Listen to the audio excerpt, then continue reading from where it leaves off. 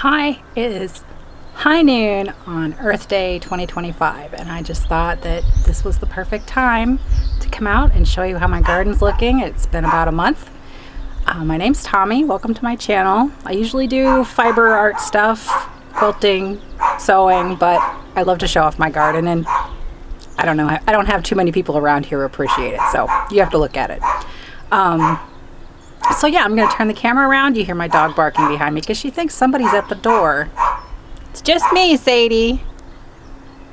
All right, I'm going to turn the camera around and show you all the things. The weather's been crap, so it's not as many things as I'd like. But anyway, all right, turn the camera around. Okay, here we go. I'm going to show you the ugly side first. So down here on this side, you see the little driveway there? That goes under where I garden to about here. So I use grow bags in this area. Lots of vines, gets the most sun. So I do sweet potatoes, pumpkins. Sometimes pumpkins I grow over the arch. That worked really well last year. I was kind of afraid it would collapse, but it did well. There's just enough driveway space left for my daughter's compact car to park when she comes. So that right now that's just a staging area. And if you look, let's see, right here there's valerian coming up, and it's kind of, I don't plant it just comes up where it wants. I let like one plant go to seed every year, and it keeps coming up. It's great medicinal.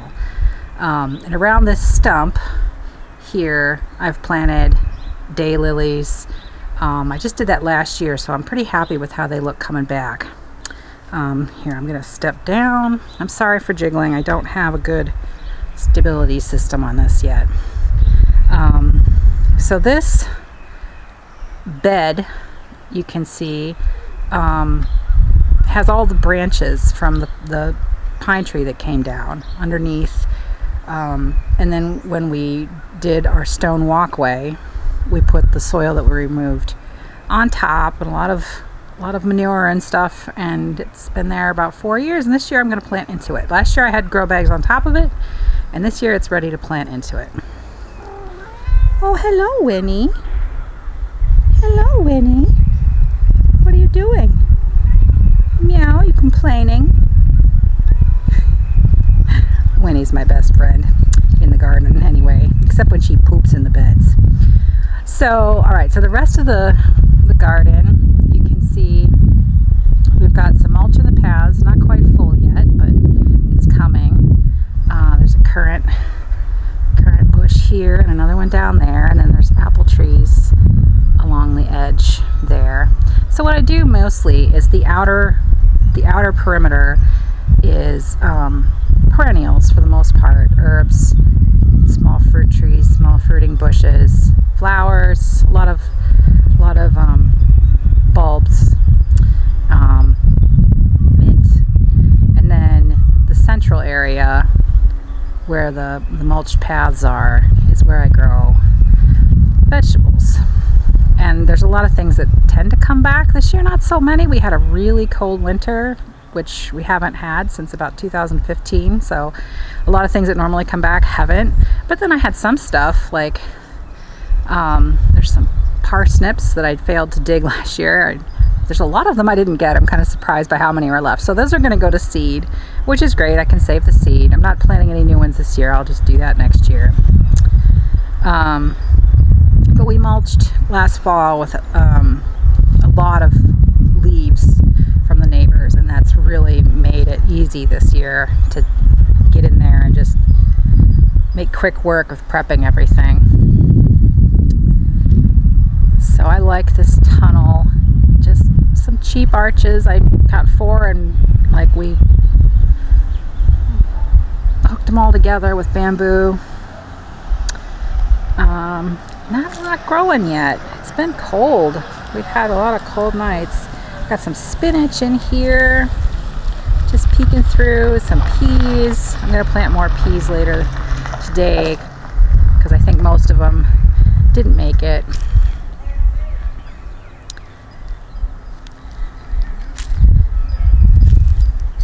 Yeah, so there's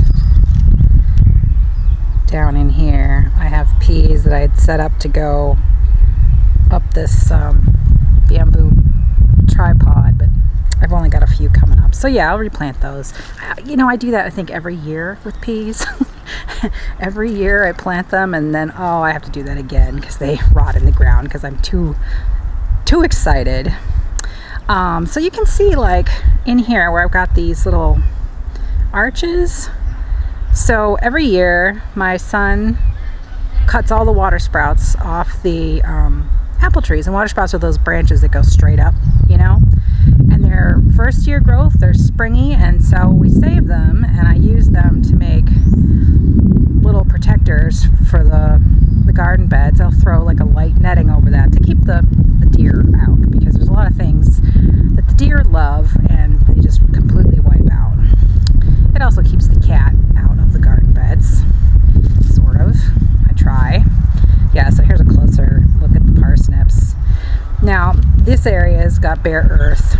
I didn't get leaves on it because it had stuff in it at the end of the year, and I was hoping to overwinter some things, but it was too cold. So I didn't get enough mulch on it.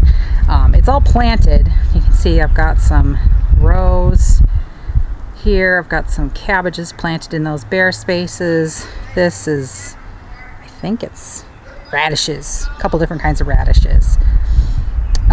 So yeah, I've got this wheelbarrow here of bedding from the rabbitry, which is like half composted hay and bunny berries and urine and all kinds of other stuff that we put in there all year. It kind of rotates, so it's like constantly getting moved around in the rabbitry. They dig, they move stuff around. My husband gets the little corners where they don't go, and so yeah, it's not rabbit manure is not like chicken manure at all. You can put it directly on the garden. You don't have to compost it, so it's perfect. I don't have to have special timing or anything. Here's comfrey coming up in between. So these little logs again are from that tree that we took down. So that makes a nice little border, and then the comfrey in between. I use comfrey for I make a salve out of it, a skin salve, and I mostly cut it back and use it as mulch. It's a biodynamic accumulator, I think. It has really long roots, and it pulls stuff up from really deep down. And so when you put the leaves as mulch, that brings those minerals up to the top. This here, I forget what it's called. It's like a really, really, really tall flower, and they look sort of like brown-eyed Susans. But it's in a bad spot because it kind of tangles up with this little tree, so I'll be moving that.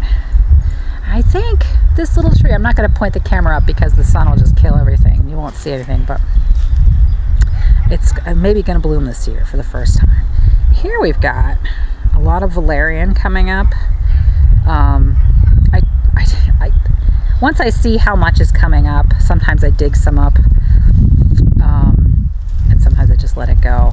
So this area was where I started, like right around the base of this crabapple tree, which has been converted. I've grafted it on, and it's now a northern spy because it was doing poorly. But yeah, this area here, from like here down to the sidewalk there on the other side of the mailbox, that's what I started with in 2014, I want to say. Yeah, 2014. So that's where the garden started, and it was just herbs and flowers to start with. But I have expanded. So up here, I'm going to walk and face the other way so I don't put my neighbor's house in this frame. I do enough that's irritating, I think, for my neighbors. I don't know, maybe they think it's beautiful. I hope they don't mind too much. Okay, so here I am on the sidewalk. So right in front of me there's elderberry, and another big elderberry here, and a little one in between that's kind of coming along. it's, you know, it's for privacy, and they don't mind a little bit of shade. The tree that's here now, this is an ash tree. It's dead. The ash borer, the emerald ash borer, got to it, and the village has yet to take it down. They're waiting for it to break somebody's car, I guess. So yeah, I've got daylilies along here. I love daylilies. I want to get more that are more than just the orange. But every year, you know, it's like the last thing on the list, flowers. So maybe this fall I will do that. When this tree does come down, I'm gonna probably do some nifty little thing with the stump. I don't know. But so you can see the whole garden from here. I don't know, I love it. I love it. I love coming out and seeing what's coming up, and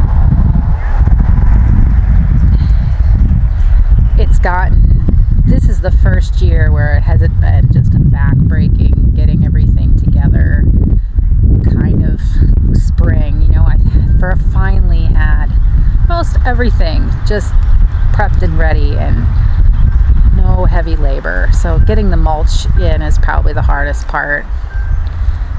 So this area here is next to our driveway. This is the driveway. This needs rehabbed.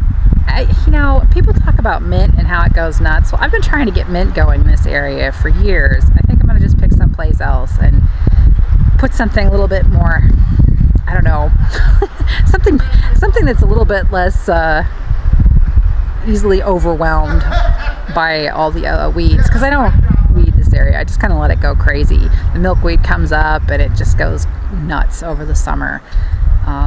It's a beautiful nuts, but it is a mess. so this is our stone path that we put in last fall, and that was a lot of work. I graded it. I took out a lot of soil. My son took a lot of soil out. We put that on the bed over there on the other side of the house, and it's doing good. It's settled a little bit. It's not quite perfect, but it's perfect enough for us. Front of the house there are water barrels, and I have some rooted cuttings from elderberry and currant, and those are going to go in this area right here next to the water barrels, and the currants are going to go along this concrete berm here. Make it easier to pick. They don't mind a little bit of shade, a little bit more privacy for the windows in the house, and yeah, so there's not a whole lot going on yet. I've moved a bunch of perennials around, like right in here we've got a bunch of feverfew, and I left these feverfew. I use that as a medicinal. It doesn't taste great, but it's helpful for some things. And there's more valerian, and I've got tons and tons and tons of oregano down in this area. My son loves pesto, and so I usually make pesto out of the first flush of oregano, and then I dry the second and third flushes for, you know, herbs in the garden, the cooking. Yeah, so like all down in here, it's all oregano, and it goes all the way down there, and it started out as one plant that I bought. So I have my favorite nursery in the area is the Plantsman. It's near Lansing, New York, and their stuff's expensive, but you won't regret it if you go there, because it always comes back. So this area was the one area where my son Luke did a bunch of digging. He dug out this path and this path and this path, because the beds were too big for me to get into, and I was finding that I was just not keeping up with the weeding, so added some extra paths there. And this path is a little ditch that goes all the way to the street, and when it pours, the water comes in, right? It goes down the little ditch, goes into the mulch, And what I've set up here is I've made raised beds by digging the paths down, and then you fill the paths with mulch and they become water sinks. So that seemed to work pretty well last year. We had a pretty dry summer and it worked. I mean, I still had to water things, but it wasn't a desperate situation. So that was good. So there's the whole thing. Yeah, there's not a lot growing yet. Hopefully when I do this next month, there'll be just green everywhere and a few flowers. I'm really waiting for the forget-me-nots to bloom. They're taking a while this year. But all right, thank you for joining me. Really appreciate spending the time with me looking at my garden. Happy Earth Day. Peace on Earth.